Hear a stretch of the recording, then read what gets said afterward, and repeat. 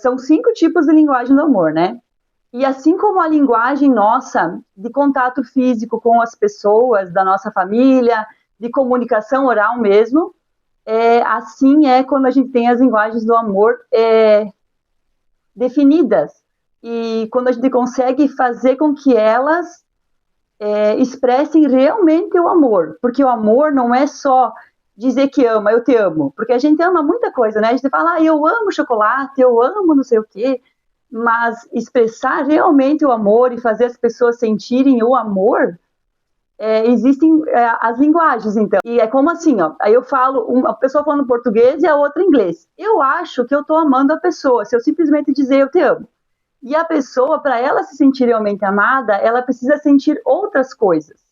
E às vezes nem é ouvir um eu te amo, né? É num ato num carinho, numa palavra que você falar para ela, que ela vai entender que ela está sendo amada com aquela palavra, no contato físico. Cada pessoa tem uma linguagem do amor. E nesse livro, né, ela é dividida em 5 linguagens, então.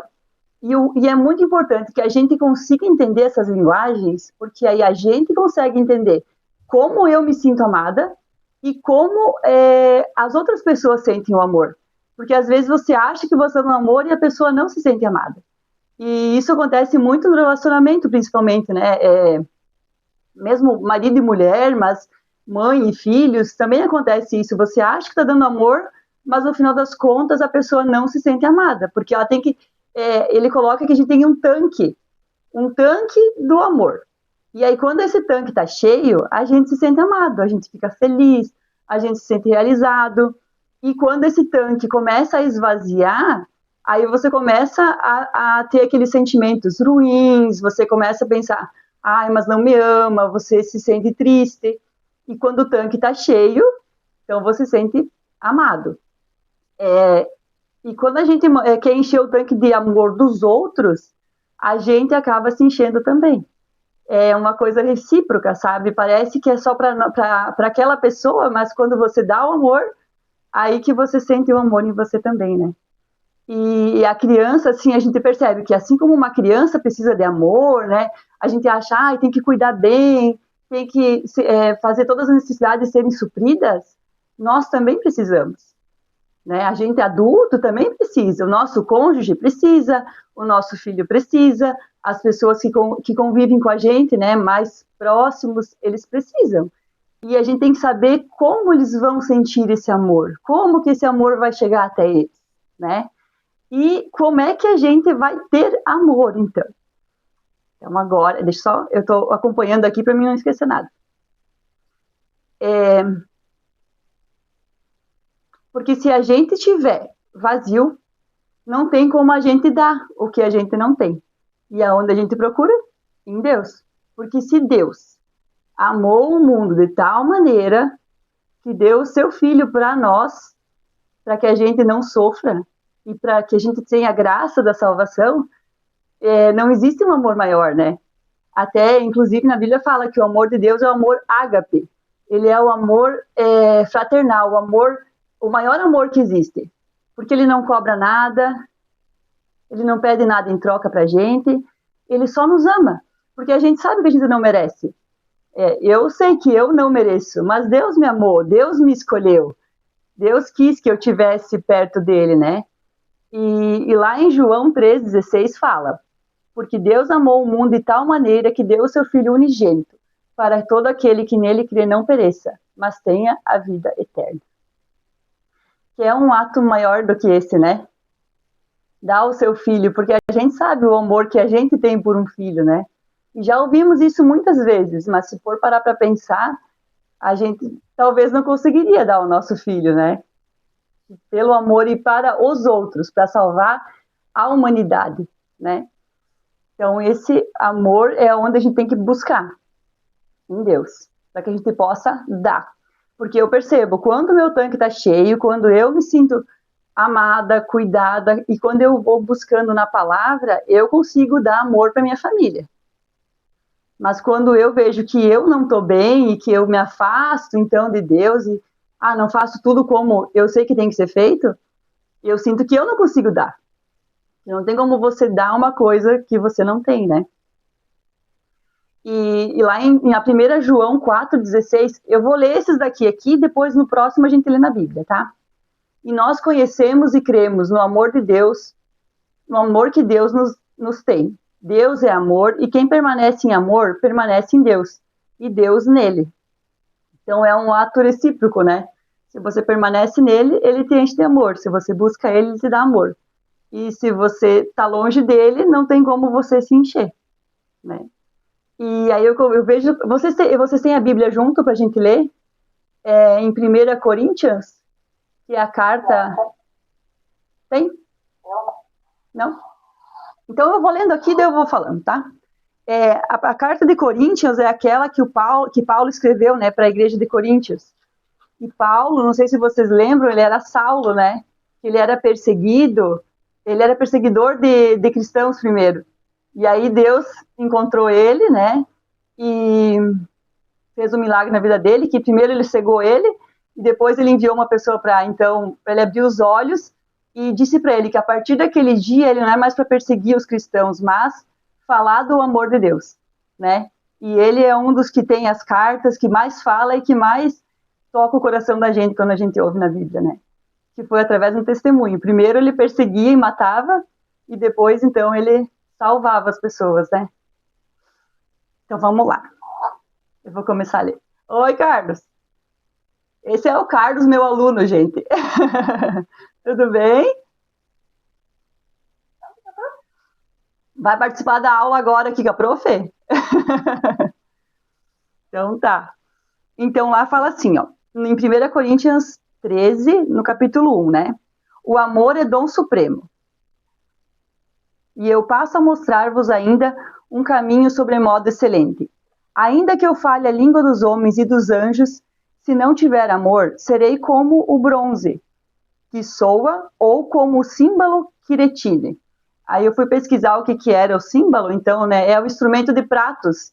Então, quer dizer que se você não tiver o amor de Deus, não se encher da palavra, é como... Então, vamos lá.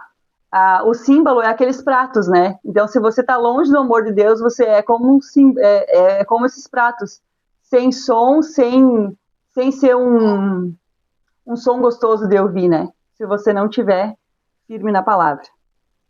Ainda que eu tenha o dom de profetizar e conheça todos os mistérios e toda a ciência, ainda que eu tenha tamanha fé, a ponto de transpor montes, se não tiver amor, nada serei. Para ter noção de como Paulo era usado, né? Ele sentia isso, que não adiantava querer pregar, falar, instruir as pessoas, se não tivesse o amor, né? E é o maior mandamento, como ele diz, né? Que o maior mandamento ainda é amar uns aos outros, né? Como Jesus nos amou. Porque Jesus veio, ele não veio para dizer como que nós tínhamos que fazer, ele veio e amou. Ele amou, ele mostrou, ele foi humilde, ele foi simples, ele teve nos lugares certos, na hora certa, e era uma pessoa bondosa, paciente, né? Assim como a gente também tem que ser. Então, lá no 3 fala, e ainda que eu distribua todos os meus bens entre os pobres, e ainda que eu entregue o meu próprio corpo para ser queimado, se não tiver amor, nada disso me aproveitará. Então, mesmo que a gente queira fazer tudo de melhor, a gente faça para o outro como a gente acha que seria o certo, se nós não fizermos isso com amor, o amor de Deus, de verdade, de todo o coração, não adianta, porque a gente não vai estar exalando o que Deus quer, né? E o amor, ele é paciente, ele é benigno, o amor não arde em ciúmes e não se ufana, não se ensoberbece. Então, ufana seria envaidecer, causar orgulho ou exaltação própria. Então, a gente não pode achar que é por nossas mãos, que é a gente que está fazendo, né? Porque quando Deus faz, é do jeito que Ele quer. E como Ele vai fazer. Então, quando a gente quer ser orgulhoso, que eu sei, que, nossa, que pessoa maravilhosa que eu sou, quando a gente está em amor com Ele e está em sintonia, ele preenche o nosso vazio. E dentro de nós temos um vazio, que só Deus vai preencher, né? não se conduz inconvenientemente, não procura os seus interesses, não se exaspera e não se ressente do mal. Então, exaspera, diz assim, ó, causar irritação, fazer alguém perder a paciência ou levar ao limite da exaustão nervosa. E quantas vezes a gente acaba fazendo isso, né? Causar irritação na pessoa, porque depende do jeito que a gente vai falar, de como vai proceder, a gente sabe o que vai receber da pessoa, né? E às vezes a gente faz isso de verdade mesmo, né? Querendo que a pessoa se sinta assim, né? Tanto é que tem uma passagem que fala assim, ó, que a gente não é para irritar os nossos filhos. Que os filhos têm que ser obedientes aos pais, mas que os pais não podem irritar os filhos. Então, o jeito que a gente for falar com os nossos filhos vai tratar de como ele vai ouvir isso. A gente pode cobrar, pode fazer tudo, mas do jeito que a gente for falar, a gente não pode. Sabe quando a gente faz aquele jeito assim, ó, que parece que está cutucando a pessoa? Agora fala assim para a pessoa sentir que está doendo mesmo. A gente sabe como falar, ainda mais nós mulheres, né? A gente tem o poder de falar, ou com calma, e do mesmo jeito falar a mesma frase e a pessoa ouvir do jeito que a gente queira que ela ouça. Então, se eu falar com amor e explicando, com paciência, a pessoa vai ouvir e vai ser mais fácil dela fazer do que se você falar de um jeito áspero, né? E sem paciência, no momento errado também, porque às vezes a gente fala quando a pessoa está nervosa e você tenta fazer ficar mais nervosa ainda ao invés de acalmar ela, né? Então, toda palavra que é branda, ela vai desviar o furor. E eu apliquei muito isso e é verdade. A gente acalma outra pessoa. Agora, vocês sabem que a gente tem o poder de falar pior para a pessoa ficar mais nervosa ou do jeito que a gente falar, terminar com a conversa de um jeito bom, né? Fazer a pessoa entender sem que ela precise se sentir mal, né? Alguém quer falar alguma coisa? Não? Quantos querem falar? Vocês me dizem. Oi. Só analisando a sua fala, ali como palavra, né?